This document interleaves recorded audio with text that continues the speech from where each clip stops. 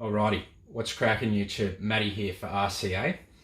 Thought we'd do a little bit of an update on my Losi Dbxle since I've just rebuilt this bad boy.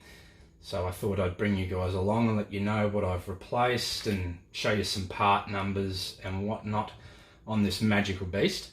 Now I have redone absolutely everything on this bad boy other than the shocks, because the shocks were still fine. Now I do run these shock wears, okay? They're just a protective cover for your shocks, excuse me, and they Velcro on and they protect your shock. Your shock looks like brand new.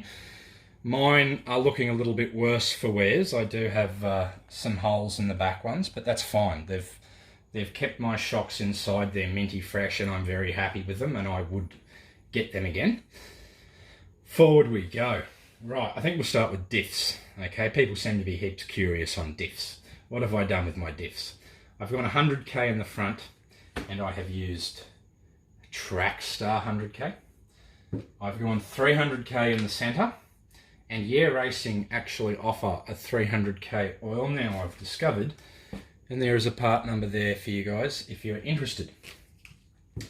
Onto the rear diff, I've done 50k, and I've used the TLR 50k oil. Nice and easy. Very impressed with the condition of my internal and external gears on my diffs. There's a little photo up there for you now. They are holding together very nicely. What else have we done? Well, we've done all new bearings.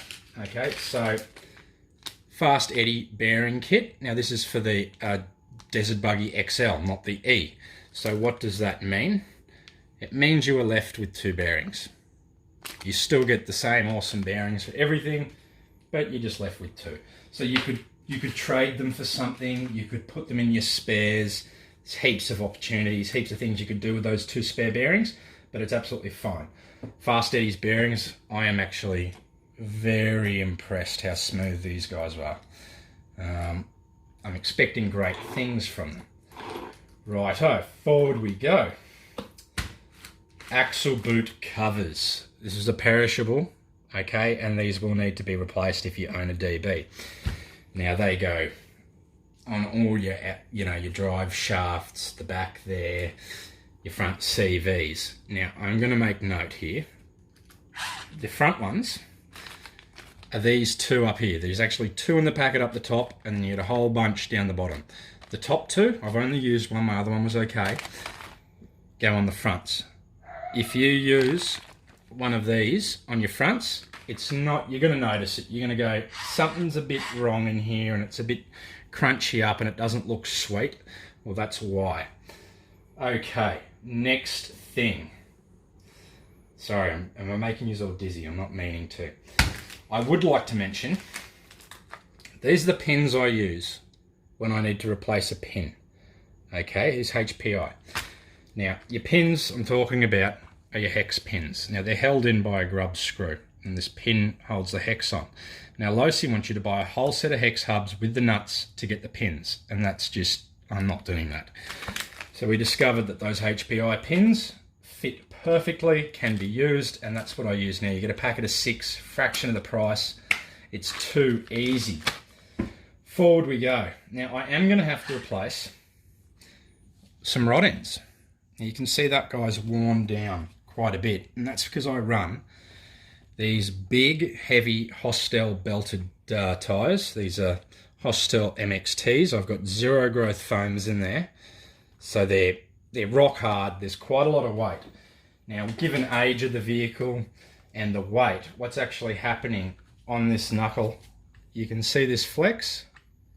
Okay, so the rod end's flexing, but also the knuckle's flexing. Okay, and I'll cover the knuckle in a second and what I'm going to do to try and resolve that. But here's a part number for your rod ends, okay? And you also get little pillow balls. It's very nice of them. What I'm going to do to try and fix this, yes, you can go buy some nice alloy ones if you have that sort of money. They are very dear, especially if you want the TLR ones. Like, holy crap balls, the TLR ones are so expensive, it's not funny. Seriously. What I'm going to try to do, a while ago, I bought this Basher chassis, this graphite chassis off Hobby King for $2.50 Australian, because we are in Australia. Now, I've worked out that this little segment here, it lines up well. So I'm going to cut that bit off either end. I'm going to use a bit of CA glue and glue them there. Then I'm going to drill 2 holes through, and I'm going to put some screws through, nuts on the other side, and hopefully, and I reckon it will gain me a bit less flex on this knuckle.